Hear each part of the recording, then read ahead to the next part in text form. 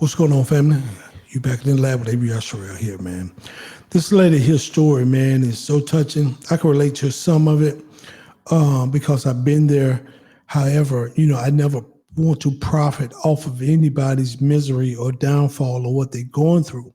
This is a sad story that a lot of people in this economy is currently going through right now. She says she lost her job about 2 months ago, and she facing financial hardship, and homelessness. So let's listen to a story, and I'm gonna come back at the end and give my commentary. 106,000 Black women lost their jobs, including me. And those of us that's been out here trying to find work again, it's basically just been non-existent. And I'm starting to feel like this is by design, because there are over 100,000 women, Black women like me, who have the same story, who has applied for over 300 plus jobs and just not getting it, not getting any replies. There's just no feedback.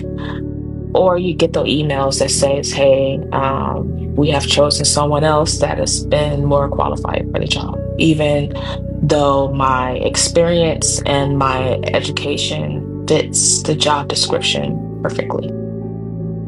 And I don't know what I'm going to do. This is the first time in a long time that I am actually starting to panic. I came from nothing. I came from the bottom of the barrel. And I spent years building myself, educating myself, paying my way through college, going through a lot of experience to get to where I was in my career, for it just to be snatched away. And I don't know what I'm going to do. I am facing homelessness. I'm about to lose my car. I can't pay on my credit card, so my credit is about to take a severe hit. Dashing is not enough. It's just not enough money. There's so many people that are out here unemployed, just like me. There's a lot of us that are out there. And the little money that I did have in savings, I used that to help my daughter move here. And it just, as a mother, I'm panicking because she didn't ask for this. There's no way that I can ask my 20-something-year-old daughter to care for her able-bodied mother who cannot find a job. I am trying to keep myself sane by humor, trying to keep myself busy with various things. But there's only so much that you can keep up the mask before you start breaking. And when you have come out of a situation that you don't want to go back to, it puts you in a mental state, because I don't want to go back to homelessness. I don't want to go back to I just don't want to go back to that. And I thought I've done everything I could to prevent that from happening again. I've lived on the streets before. I slept in parks before. I've walked the streets for hours when I used to be homeless. And that's why I worked so hard to put myself in a position to not go there again. I even got rejected I applied to be a cashier, a cook at a McDonald's. And the manager told me that I should be ashamed of applying for that position, because I would be taking that job from other people who doesn't have the experience as I do. I don't give a damn what kind of job it is. I'm just trying to work to keep my head afloat and to keep myself off the street. I have nobody. It's just me. And I had to prepare my daughter for what I see coming. And as long as she's okay, I don't I don't care about I do care about going back to the street. I don't want to go back to the street. Um, but as long as she's okay, then I know I'll be okay. As long as she has a roof over her head, even if I don't have. And I think it's by design because every single job that I have applied for, I can count on one hand of how many interviews that I've been to. And the interviews were stellar. I come out feeling good. I'm like, oh, I got this, blah, blah, blah. To only get an email saying that, hey, we don't choose you for the position, choose somebody else. I even had 2 interviews set up to where the interviewers didn't even show up. So, yeah. And what is someone to do? What do they want us to do? A lot of us are going to be in the street, desperate. And I literally don't know what else to do. I'm trying not to crash out, but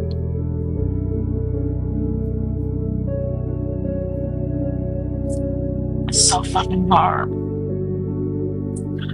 I haven't even been in my apartment for a good 2 months now.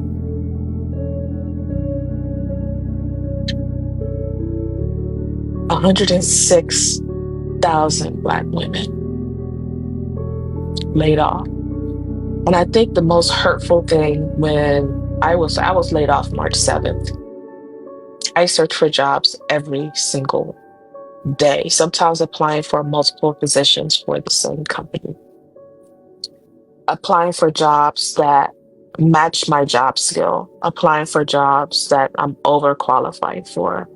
How can I tailor my resume for a job when my last 2 positions is an IT manager and an IT director? And if I apply for something that I'm underqualified for, they're not going to hire me. If I apply for a position that exactly meets my job skills, they don't hire me. I have revamped my resume so many times, I don't think I can revamp it anymore. People like to say, oh, you have a lot of skills, you have a lot of experience, you have the education, it's going to be easy. It is not easy out here, and it is not easy getting a job.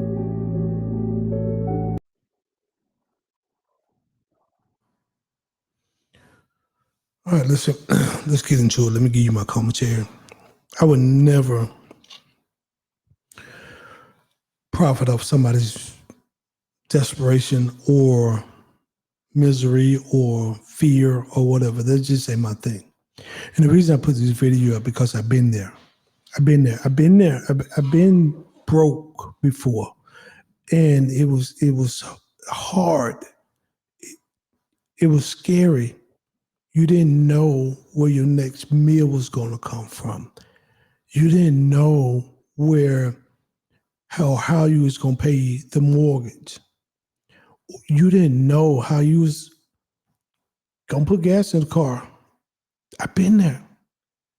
I remember the time when all I had was $11 in the bank. I remember that shit. And hard times make people work hard and don't want to go back there. But it's in the back of my mind that it happened to me. And so I had in my heart go out to this woman. Now, I don't get the 106,000 Black women was laid off. Maybe they were. Maybe 106,000 black women were laid off, but there was millions of people laid off. So it just so happened to be black women because black women are the most educated woman right now, and they are dominating a lot of the high positions in the workforce. I'm not trying to speak against or for that particular situation of the black women being laid off, because there have been a lot of black men being laid off, and there have been a lot of other people being laid off. It just so happened that statistics show that this time is black women. I think a lot of my black sisters have fell for the feminist, independent woman rhetoric. Let me say that, where I don't need a man rhetoric. That man might not be making more money than you, but that a male role, according to scripture, is to cover his family, provide and protect his family. That's what that man role is, to do. Right now, when that woman is going through hardship, that man will be there to comfort her, to provide, be like, baby, we get put out, at least we'll be together. You know what I mean? And I think a lot of my sisters fail for that. I don't need a man. And I say that because I don't hear a lot of other races, other nationalities saying that, oh, I'm a single, independent Asian woman. I'm a single, independent white woman. All I hear is I'm a single, independent black woman, and I don't need a man. And as a black man speaking to black women, and I have daughters, I tell my daughters that it's okay to go out and provide and be your nest egg. But don't overshadow your career and forget about the family aspect of your role. You know, a lot of people, I'm trying to be director, I'm trying to be VP, I'm trying to be COO, I'm trying to be CEO, I'm trying just career, and then you get 50, 55, and there's nobody at the house with you. You're 70, and now you're sick, and there's nobody to take care of you because you focus on career over husband, over children. Family is everything. And I don't know this woman's story, and I hear she have a daughter. And I don't know if she divorced. I don't know nothing about her, but what I do know is a lot of black women focus on career over family. And I heard a lot of black women say, I don't need a man. And that's false. That's false. You need a man. Black men need a black woman.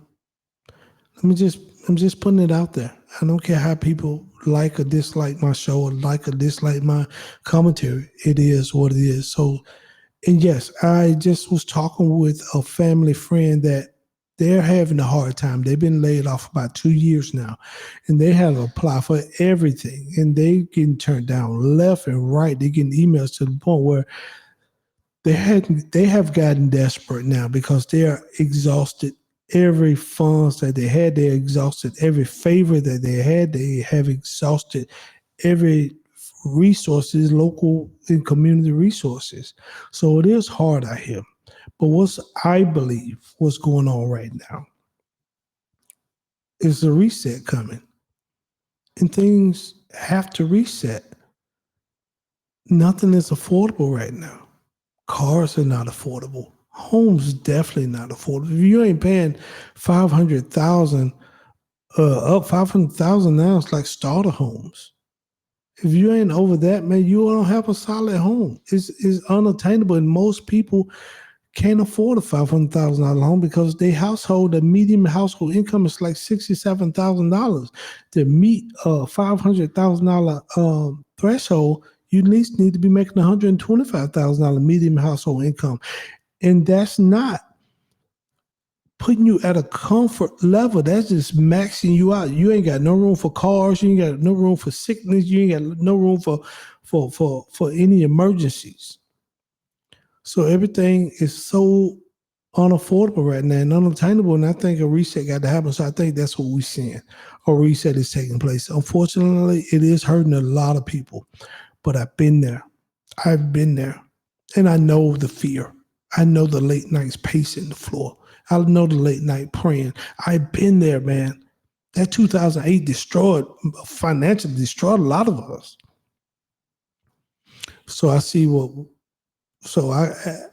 talk to a lot of people, man, and I tell them, you can always tell them keep your head up. But that's why I tell people, the time to hustle, the time to find your gift, the time to go out there and create a part-time job or create a income producing something is when you have it.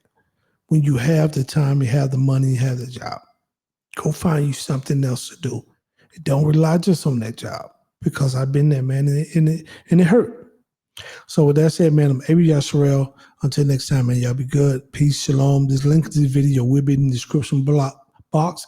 I always give the content creator the credit. And please like, subscribe, and share this channel, man. We greatly appreciate it. Until next time, shalom.